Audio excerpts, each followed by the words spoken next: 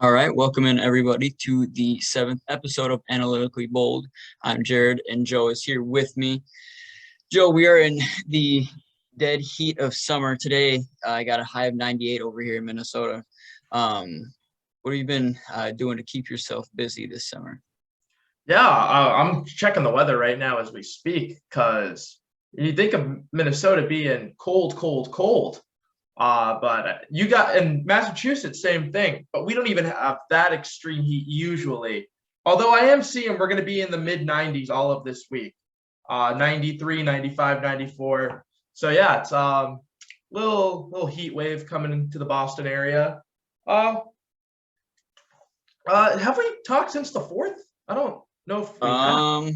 I don't know if we have either. We might. I can't remember. I don't think we have. Yeah, Um, so 4th of July was my birthday, a little over a week ago. Now 23, old ass man, making rankings, pissing people off on Twitter, defending Kirk Cousins. Uh, then having just some nights out, same shit, different week. How about you? yeah. I'm not as much of a night out person. I'll go maybe once a week. Not as much as Joe, but um, yeah, I mean, a lot of time up at the lake, spending time. Got to go fishing this weekend, which I haven't gotten to do in a while. Just because we're usually hanging out with people on the boat rather than fishing. Caught a couple walleye. And yeah, I got to spend a lot of time with family this past week. We rented a cabin up in northern Minnesota for the last week, so we've been up there the whole time. And yeah, that was a really good time. Weather was perfect.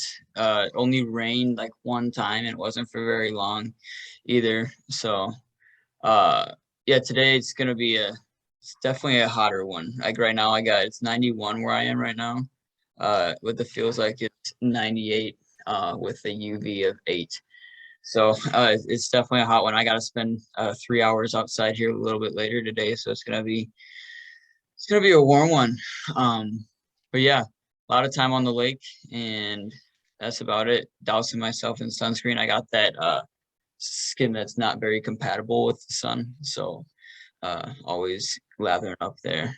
Yeah, I have my Italian bravado, so I always think that I can get out there. But if you look at me, most people think I'm like Nordic Yep. or like German, whatever. So, and I put that to the test, and I got burnt so badly. I was down in Rhode Island for a weekend. I'm actually going next week, this weekend.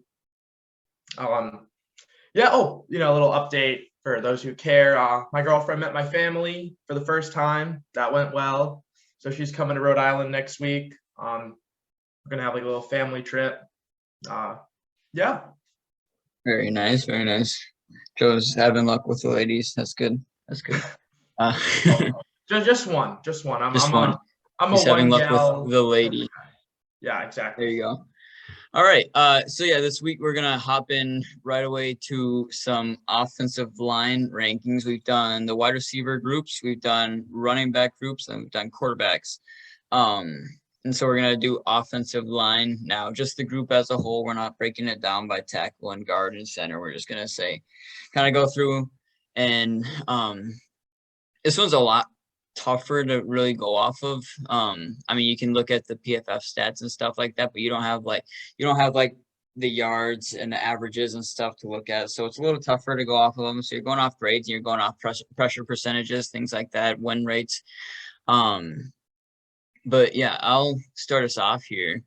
It's going to be a top 10 list. And I'm going to start us off with the Rams. And the reason I have the Rams, like last year, Rams were an amazing offensive line, but losing probably their best offensive lineman with Andrew Whitworth, a huge blow to that team.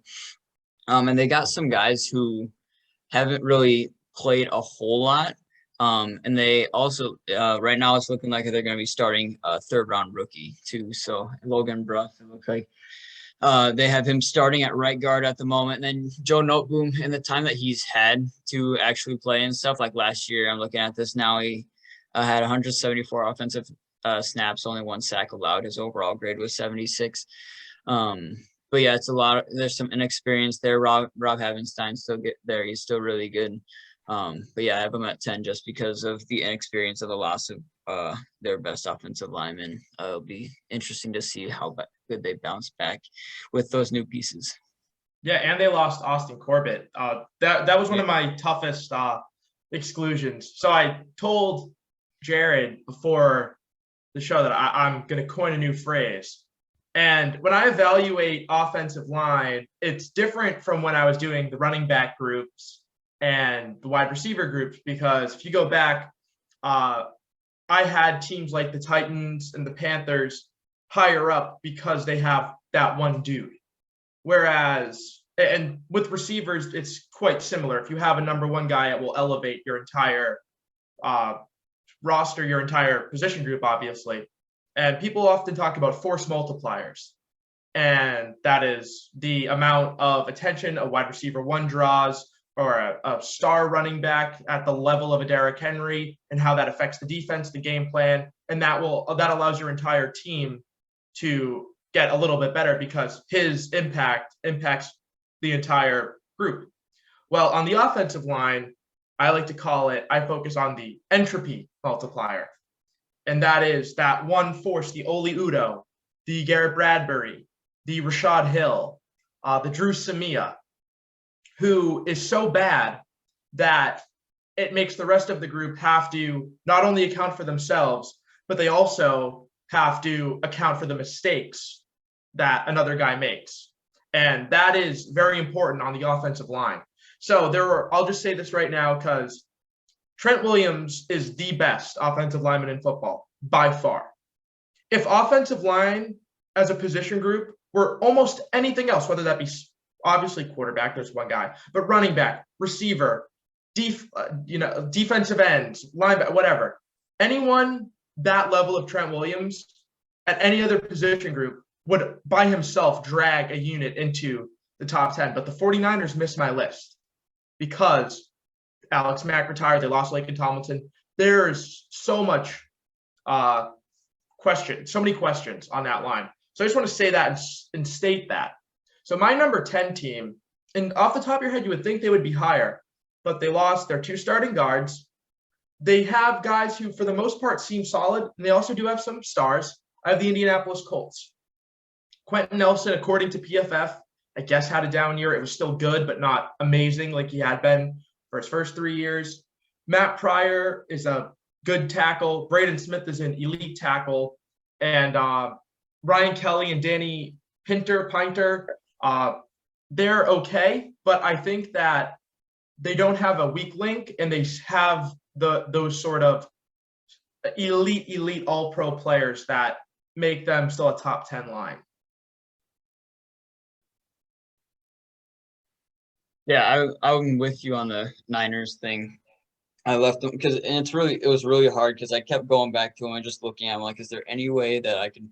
But you can't put them in the top 10 because of exactly what you just said. They have Trent Williams, who's the best offensive lineman in football right now, but you can't just stick him in there for the one guy. It's such a unit-based thing, and like me as a Vikings fan, like you brought up, you like we've seen how much like one or two guys can really just destroy an offensive line. You know, you got Brian O'Neill, who's I want to say one of the best tackles in the league, but he's I'd say top 12 for right tackles, at least top 10. He's a top at least for right tackle. Yeah, right tackle, like top 12 total tackles. And so, but then you have like Drew Samir, you have Dakota Dozier, or you have Garrett Bradbury, who we still have to watch every week. And it just really destroys the unit when you have like one or two of those weak links there. So yeah, I did not put the 49ers in my top 10 either. So next here I have at 9 the Steelers. The Steelers, I mean, when you look at their grades and stuff, most of them aren't very exciting, and I almost left them off of it. But you look at the pressure percentage that they allowed last year, it was the third best, 17.1%. And so that's kind of what broke them in there, despite their grades and stuff. But yeah, and then they have Mason Cole starting at center, which is a little scary. But Other than that, I believe that the rest of their starters are returning. Yeah, I think, yeah. So the only difference they have is the center. And so I have the Steelers at 9. And there's they've spent a good amount of draft equity over the past few years, bringing in guys. And I think that there's a lot of upside there. They're very young. So you have guys like Kevin Dotson. I'm trying to look through the team now, but there's a lot of guys. Okorafor, like guys who are 25 and under. So I don't have them, but I think that they're a high upside unit. My number 9 is a team who has been top 5 for past decade, probably. That's the Dallas Cowboys. But I think over the years, you've seen a whittling away of the talent between a few years ago, Travis Frederick retiring, Connor Williams left. They've just lost a good amount of talent. They drafted Tyler Smith, who is super developmental, who I really don't know how good he'll be, especially as a rookie. But they still have Tyron Smith and Zach Martin, who are all pros. Terrence Steele isn't bad. And they have enough of that star power, those all-pro guys, with guys who aren't bad to elevate them into the top 10, but I just don't have them as that elite unit that people would talk about 3-4 years ago. Yeah, it seems like they're like one of those teams that somehow always have like a top 10 offensive line. And it's kind of frustrating for me as a Vikings fan who generally experiences a bad offensive line every single year. So yeah, at 8 here, I put the Ravens. So I look at their offensive line, like Ronnie Stanley, one of the best left tackles in the league. Kevin Zeitler, hopefully will continue to play at the level that he's capable of. He was so good with the Bengals when he played for them. Giants, he was probably, and this isn't really saying a whole lot to be honest, but he was probably their best offensive lineman for the Giants.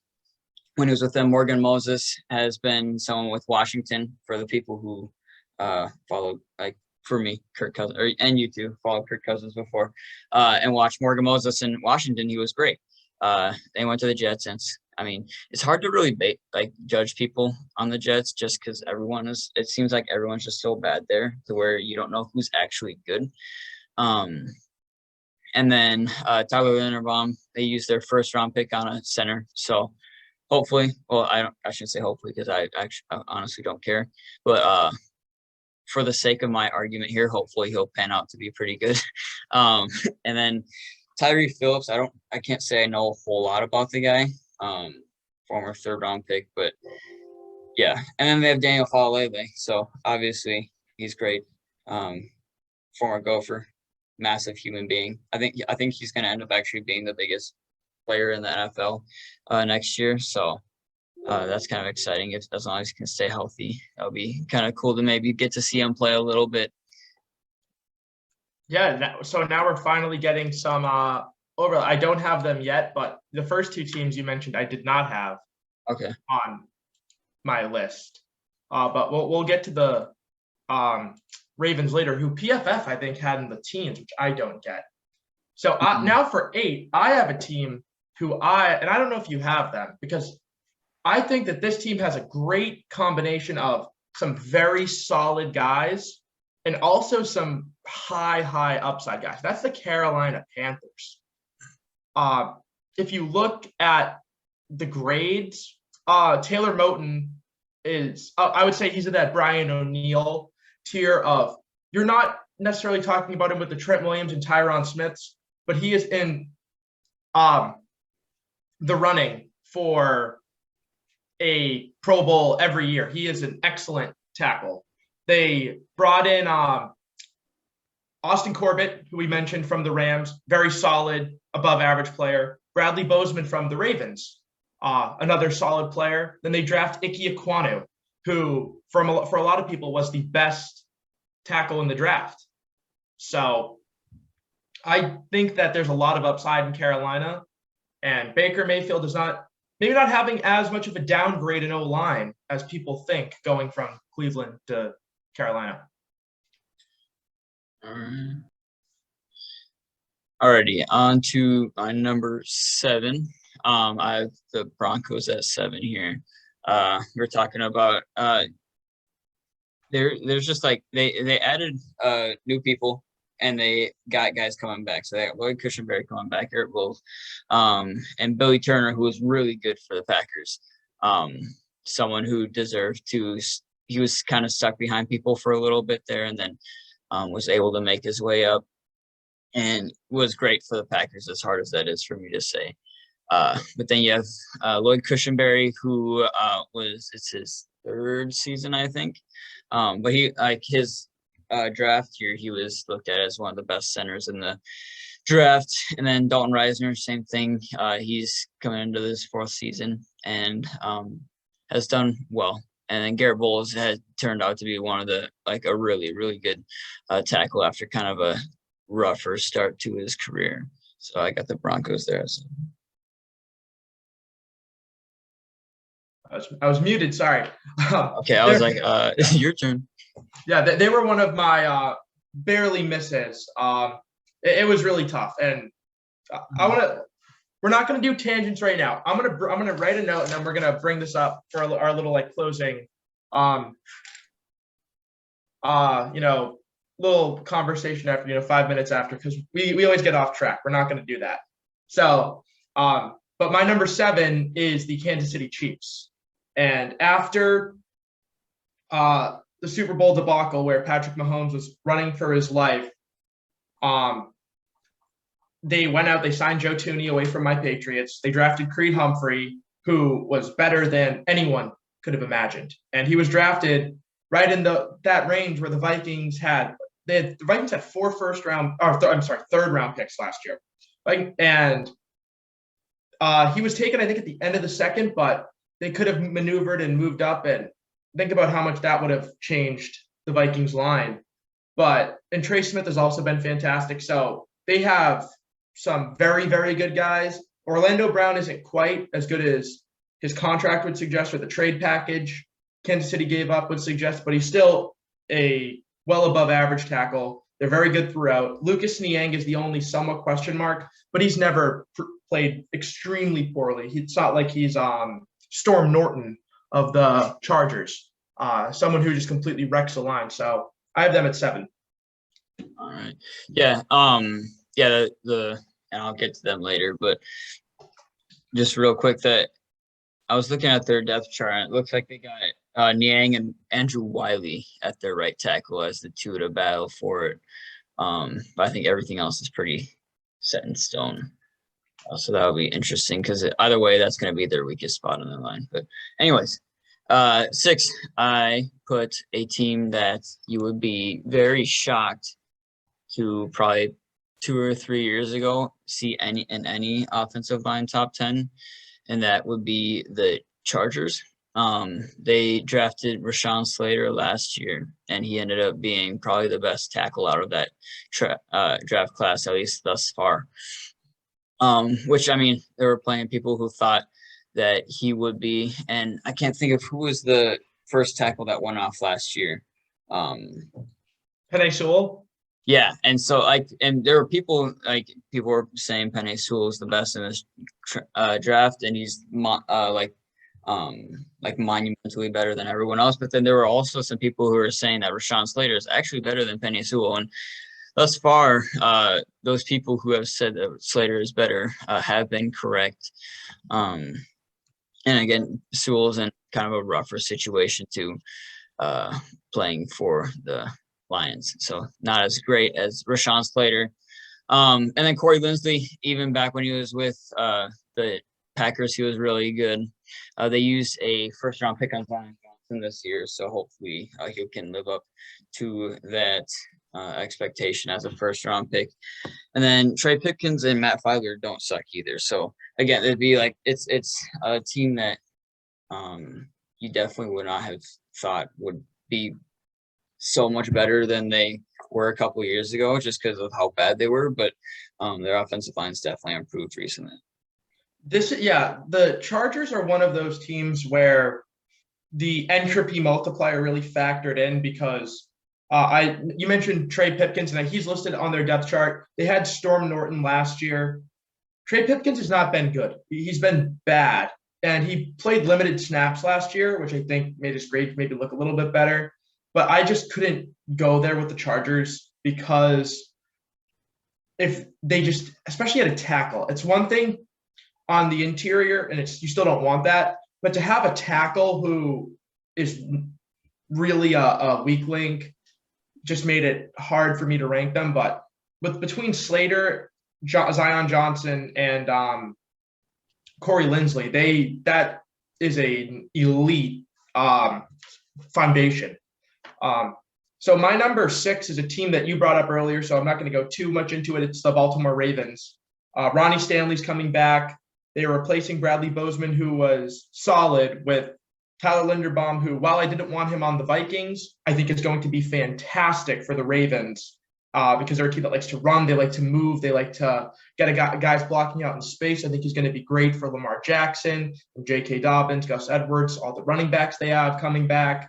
Morgan Moses and Kevin Zeitler, solid as it gets. And then Tyree Phillips, however you pronounce it. Again, like you said, don't know much about him, but he seems like, again, they're so talented throughout, and I think that he can kind of hold down the fort. So I have the Baltimore Ravens at 6.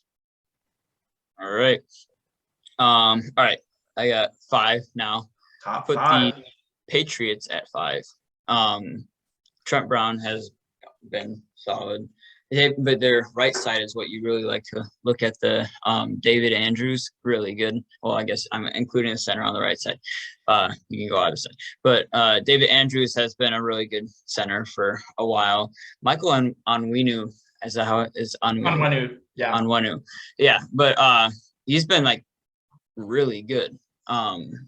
And just kind of out of nowhere too. I don't know. Last year was his first year as a full-time starter, wasn't it? No, he actually started pretty much all of 2020. The thing is, he didn't play a lot of snaps because he switched time between tackle and guard. Okay. But I still believe he played well over like 700 snaps. I'll check right now. But he was a revelation. He was a 6th round draft pick. Yeah, like he's crazy good. Yeah. Yeah.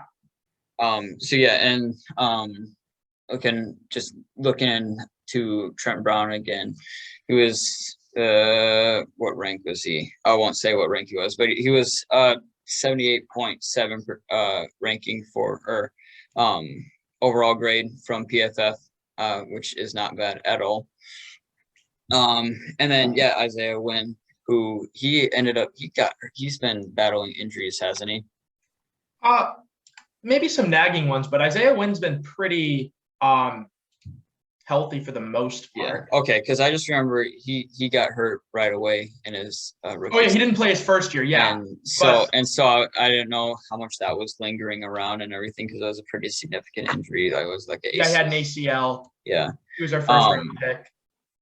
But he's been good. So it just overall it's a pretty like consistently good group across. And then you have Cole, and then there's Cole Strange, who is I don't know. I can't say I know a whole lot about him. I was shocked to see them take him as high as they did. But I mean, there must be something that Belichick sees in him that must be pretty solid. But I don't know about the whole Cole Strange being picked that quick, but I mean, the time will tell with the season and everything. We'll see just how good he actually is. Well, this is great because Patriots are my number 5 team, so I can just keep talking. And obviously, people often forget because I'm mostly known for my Kirk football takes and all that, and then obviously the Vikings because Kirk's their quarterback. But I am from Boston. I am born and bred Patriots fan, still a Pats fan. So this is a team where you want to talk about just solid all throughout, no superstars. I hate the Shaq Mason trade. If you put in Shaq Mason for Cole Strange, they're top 3. Oh, but I still think that Cole Strange, although terrible draft pick, terrible process, I still think he'll be a good player. Belichick is not a good drafter. However, he is very good at offensive linemen. Belichick rarely whiffs on offensive linemen. So I don't know if Cole Strange is going to be the second coming of Quentin Nelson. Probably not. But I definitely think that Cole Strange will be an above average starting guard in the league for the next 5 to 10 years. So I have them there.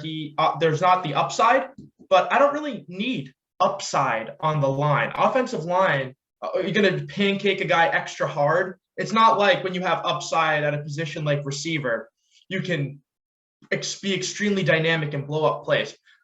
It's more about consistency and floor. The entropy multiplier, Patriots don't have that unless Cole Strange is just absolutely garbage, which I don't foresee. So yeah, I have them at 5, super consistent. But I think that now, and tell me if you disagree, I assume we're going to have the same 4 teams, maybe slightly different order, but this is a different level of offensive lines now. At least in my opinion, the top 4. Yeah, I actually have a team in my top 4 that you already said. Oh, wow. So that means a team that I have in my top 4. Go back through, say yours again, up to 5.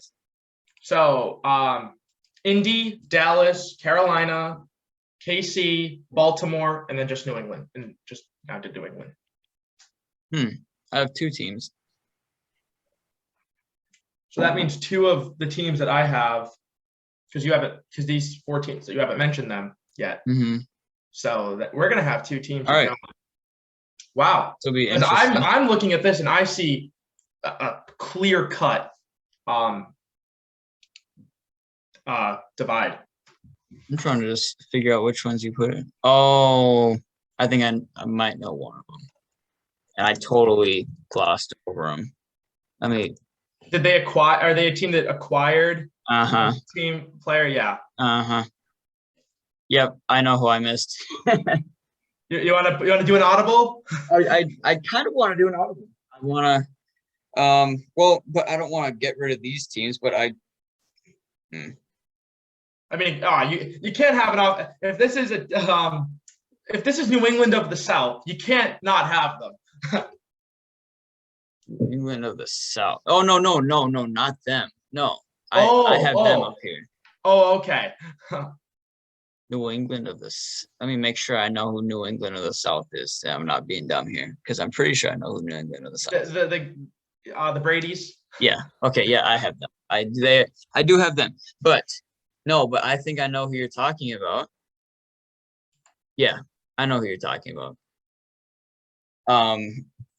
I would bounce the Rams off of my list and stick them in, but why don't you go ahead and do your 4? At number 4, I'll go New England of the South. Okay. They lost their 2 starting guards from last year, Alex Kappa and Ali Marpet. However, they were able to get a guy who because I think that Marpet was better than Kappa, but still are both. One's, I would say, an all-pro. The other one's a pro bowler. And they got a guy who I think is an all-pro caliber guard in Shaq Mason from the Patriots. Belichick just gifting Brady for whatever reason. Belichick works in weird ways. Then they drafted Luke Gadecki, who was billed as a tackle, but he's going to move to guard. And then obviously Tristan Wirfs, stud. Donovan Smith, stud. Ryan Jensen, solid. I think that the final 4 teams I have are in a different tier than the other ones.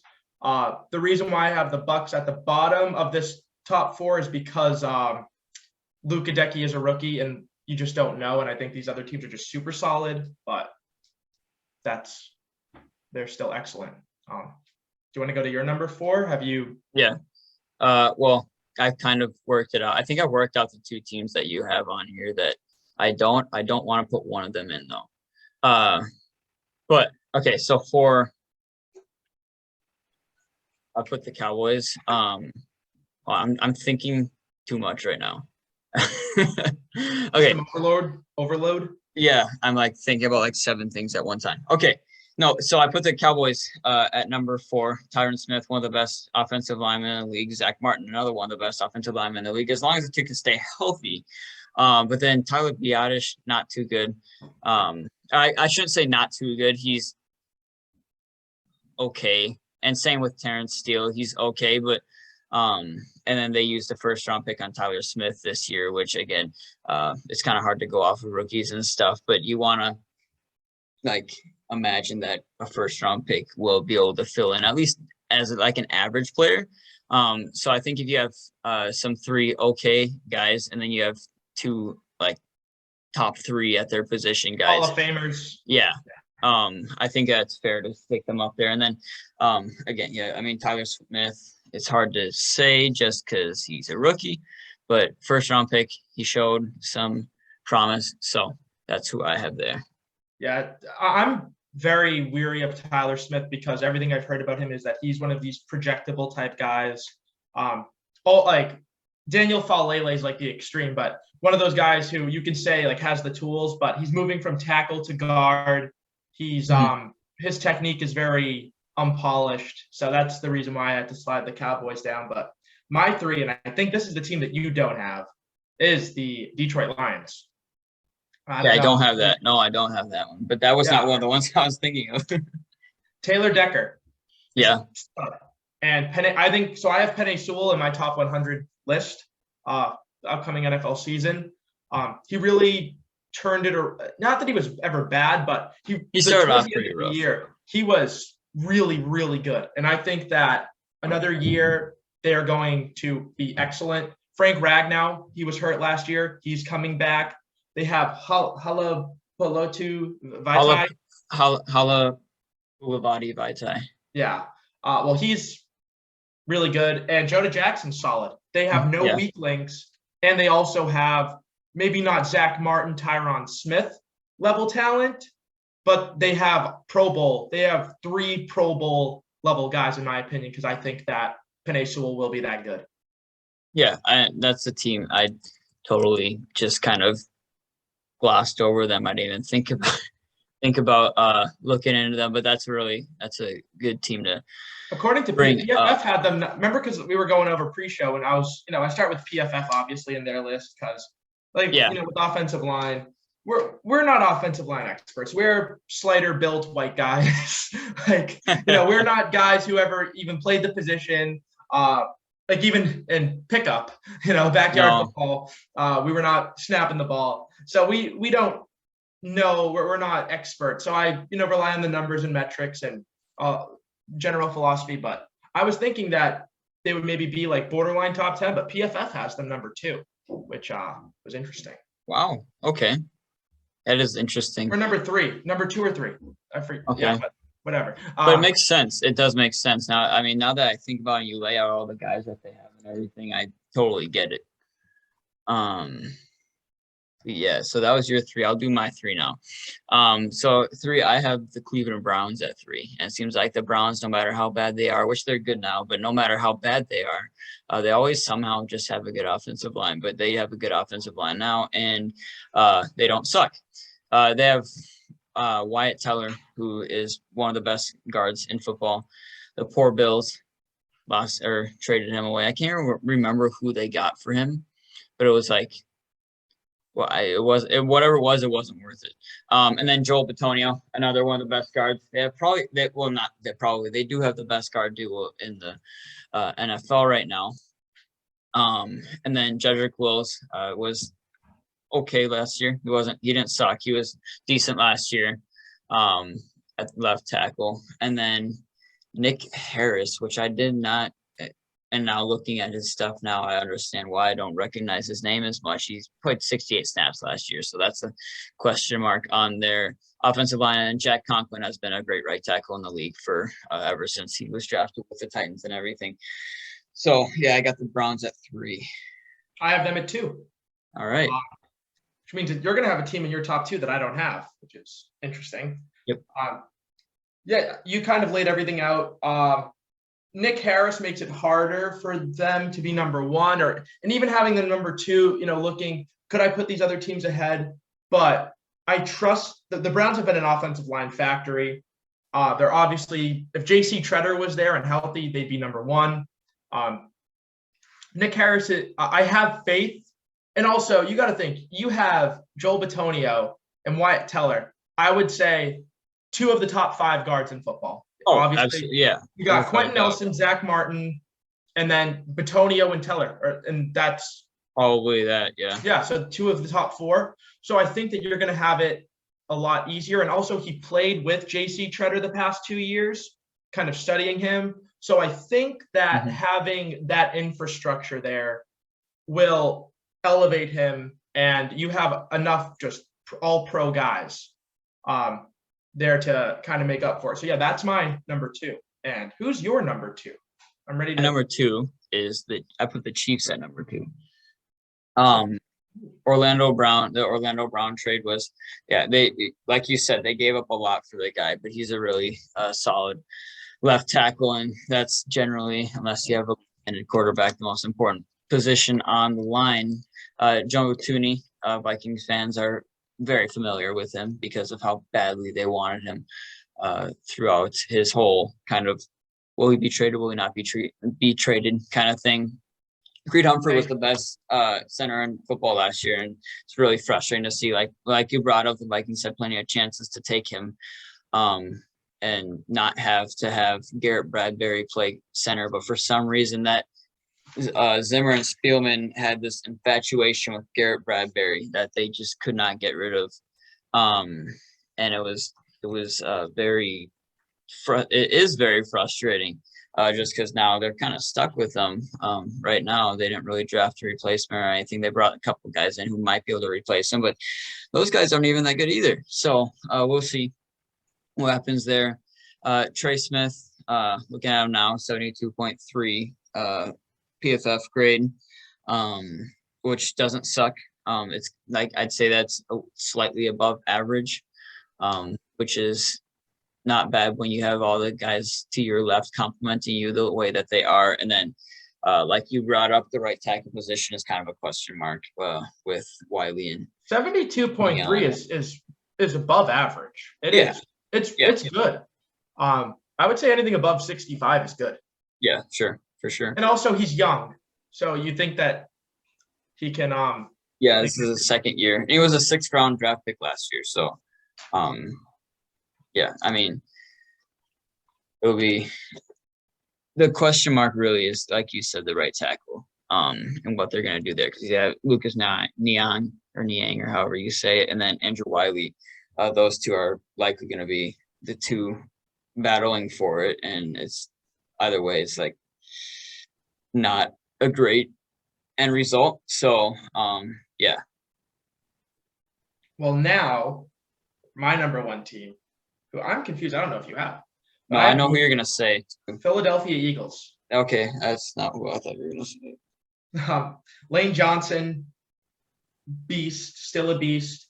Jordan Mailata is a guy who I believe he came from Australia or New Zealand, one of those down under countries. Just an absolute monster project kind of player. I don't think he started playing until he was like in his late teens. He was a rugby player, and he's a guy who had all the physical traits, like absolute physical freak, and he's put it all together, and he has been amazing. Landon Dickerson has been awesome. Isaac Siamalu, another guy who they just seem to find these guys, and they lost Brandon Brooks, who was one of the best offensive linemen as well. But there's just so much talent there. Like, I'm looking at Siamalu last year, only 168 snaps, but an 83 pass block rate. And I focus on pass blocking a lot more than run blocking. The year before that, he had a 77.4 pass block grade and about half the team's snaps. So I think that matters a lot, obviously.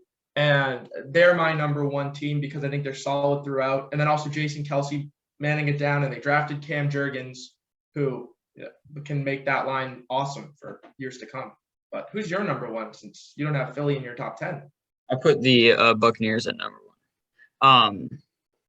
So you look, Donovan Smith, really good, has been good his entire career. Ryan Jensen has been very solid his entire career. Shaq Mason, absolute fleece. I mean, a great trade, especially having lost Ollie Marpet They were like, oh, geez, who are we going to put at the guard? And they already have Aaron Stinney, who's inexperienced over at the left side. And so it would have been really rough probably if they had to put in another pretty inexperienced guy at right guard. And then they get Shaq Mason, who's one of the better guards in the league, or better offensive lineman in the league, really. I think he played a lot of tackle, didn't he, too? Who? Shaq Mason, was he? No, he's a guard. He's a guard. Okay, I thought he was a tackle. He might have been drafted as a tackle. But anyways, and then Tristan Wirfs, who it's his third season, I think. Going into his third season, has been great throughout his first 2 years. So Aaron Stinney is the only one that there's a little bit of a worry. They drafted Luke Gadecki. I think he's projected to start. Is he? Yeah. Oh, okay. On this depth chart, he's lower, but that would make sense, a second round pick. So that'd be a fair point to make. That's my number one. And a team I wanted to just bring up real quick, because when you said something about the free agency and stuff, if I would have thought more about it, I would have put the Bengals into my team. They were a tough exclusion for me. Because if you just look on the talent alone, now they have no weak links. I mean, they brought in 3 guys who I think are above average starters. Mm-hmm. Yep. Yeah, and so their offensive line was so bad last year that I guess, at least for me, I kind of just glossed over them. But then you look into it more, and you got Lyle Collins, you got Alex Kaplan, you got Ted Karras, all I love filling Ted in. Karras. And so, Karras. and then you have Jonah Williams, the former first round pick, which I wish I didn't gloss over them, because they would have made it into my top 10, but I felt like that was something that needed to be pointed out. Yeah. And now we're going to segue, like I said, because I didn't want to go on a complete and total tangent. But now that we've kind of gone through these position rankings, now we've done all offense. And I think that conceptually, you kind of understand these things. But when you go through and make these lists, what do you think that, because obviously I'm sure teams do this in some way, probably more sophisticated ways than we are doing it. But do you think that teams go through this and realize how close and how hard it is to really tell the difference between the 7th and 14th best position group? Or like what is the difference? But so technically you rank top 10, but kind of these breakoffs. And how do you think that this will affect roster building? Because I look at the Patriots and I think that there's going to be a lot of great tests or case studies for roster building, because you could go, so you have the Chiefs route and the Rams route, which has obviously paid off very well recently, which is stars and scrubs. Then you have the Patriots, but also you have the Vikings, who have used the stars and scrubs model, and it hasn't worked. Although I do think that the Rams and Chiefs have more of the stars and higher caliber to a degree. But then you have the Patriots, who, if we were just going, who is the median player on every team? Patriots probably have the best median player, like the 26th, 27th man on the Patriots roster is probably better than the 27th man on anyone else's roster. And we're going to see, well, how much does that matter?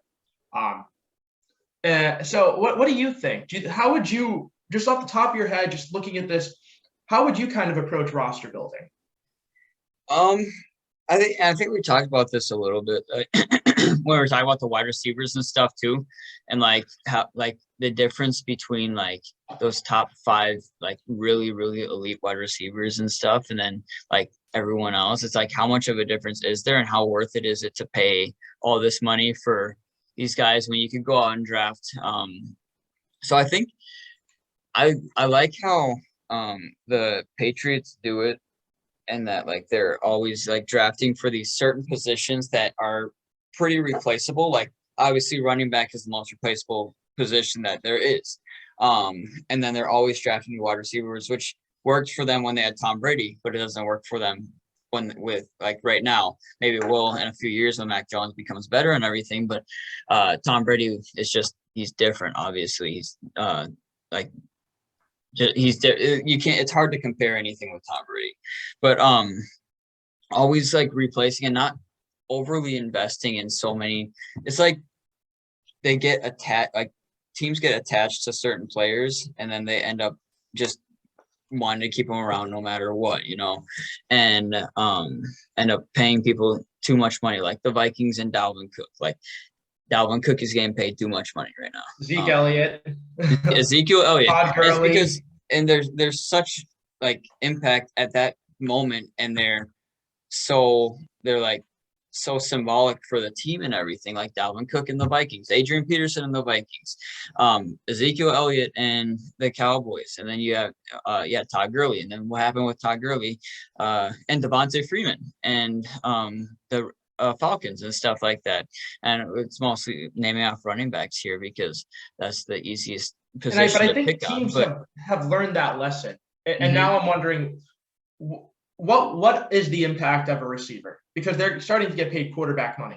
Yeah, and that's the thing is like, and I picked on Christian Kirk last time that we talked about this, but it's so it makes no sense how much money Christian Kirk is getting paid right now. He's getting paid $18 million. So that's like you could go sign one Christian Kirk, or you could sign three. I'm trying to think of like a mid-level receiver who's serviceable. Let me go to Spotrac, because you can't compare to last year. You have to go with this year. Yeah. Because the cap is always changing. And let me go here to free agent tracker, because this is definitely interesting, because I'm looking at my wide receiver rankings, and there are some clear breaks. For me, there are five. I have eight or maybe nine guys who I think are truly elite. We went over we didn't go over like exact receivers, but Adams, Jefferson, Kupp, Tyreek Hill, Jamar Chase, Debo, AJ Brown, Stephon Diggs, and I'm going to put CeeDee Lamb. I think those guys are stars, like superstars. And then in this 10 to, I could go all the way down to 30 range. At 10, I have Terry McLaurin. At 29, Adam Thielen. 30, Robert Woods. 31, Cortland Sutton. 32, Darnell Mooney. How big is that gap? It's not that big, and that's like, here I'm looking at their like the salaries. So here, Christian Kirk, $18 million a year. So you could get Christian Kirk for $18 million a year. So you can get one Christian Kirk, or you could get three Marvin Jones on your team. Which one would you rather have? Where's Marvin Jones?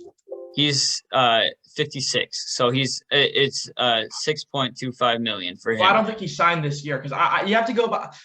I don't like to go by like contracts that were signed before, because you could not have just chosen to have gotten Marvin Jones this year. Sure. Okay, let's look for. Because I'm looking at receivers who signed this year. So if you want to go AAV, you could have, if it was just money you were using, you could have gotten Cedric Wilson and DJ Chark. Yeah. For that cost. Yep. Yeah. Yeah. I see what you're saying now with the start year. No, that makes sense. So I think just overpaying certain positions, like you were saying, with how much of a difference really is there after you get past that elite, however many people you deem elite in a certain position. So like you said, 7 elite wide receivers or something, and then after that it's like up to like 35. How much different are they? Here's the real problem, though. The worst place you can be is when you have a guy like Darnell Mooney or Cortland Sutton, let's just say in a few years, who could make an argument for any of these guys I have, let's just say 14 through 30, they could make an argument that they are just as good as any of these guys. And should be getting paid that much. And exactly. So the real problem is when you're paying guys at the bottom of that tier that elite money. But if you're able to pay them, you're inflating the market. Exactly, because I have Christian Kirk, just off the top of my head, like in my receiver rankings, 41st. Right in the tier with Chase Claypool, Kendrick Bourne, Gallup, like a Yeah, so Christian Kirk is your 41st ranked guy, and has the 6th highest contract. He's getting on AAV here. He is where's he sitting at? He's sitting at like 9 for the guys who signed this year. Well, but also you got to think about how many great receivers have come into the league recently and are on rookie contracts. Oh yeah, that's another thing is like you have Justin Jefferson on a rookie contract, Jamar Chase is on a rookie contract. Debo is still on a rookie like that entire 2019 class. Patriots, of course, whiff on N'Keal Harry. Enjoy him, Browns fans. Yeah. Left, so. Yeah, and then who's the other guy I'm trying to think of from the same class as Jefferson? DK. I'm CeeDee Lamb. CeeDee Lamb, yeah. Henry Ruggs was actually looking really good before that whole. Yeah, and Henry Ruggs was looking really good. So yeah, it's they're inflating the market with how much they're paying people, and then you're gonna have people like you said come back and be like, well, I'm this much better than, like, take Justin Jefferson for example, because that's an easy one. He's really good, and he's gonna get an extension either next year or the year after probably. And so he's going to come in and he's going to be like, well, Christian Kirk got $18 million a year. And I'm like way better than he is. So I should be getting paid probably $30 million a year at least. And you got teams that they have their hands tied. And we've seen it with quarterbacks too. And quarterback is the most important position. But like you get people getting paid $45-50 million a year. That's almost a quarter of a team's salary cap. So yeah, it's total inflation of the market. And it makes it really rough. Those are definitely the questions that teams need to ask. And there are people who spend so much time and it's their lives and they're extremely smart and they still don't have the answers. Yep. But Zoom is telling us that this is the end of episode 7. This is the end. So yeah. Thank you for watching this episode with Joel and I. Hope you enjoyed. Make sure to leave a comment or a like or anything and let us know what you think. Follow us on Twitter. The podcast is at Analytical Bold because they wouldn't let us do analytically. I'm at Jared Bars NFL, JaredBars NFL, and then Joe is at Real Joe Spinosa, RealJoeSpinosa. And yeah, thank you for watching. Thanks, everyone.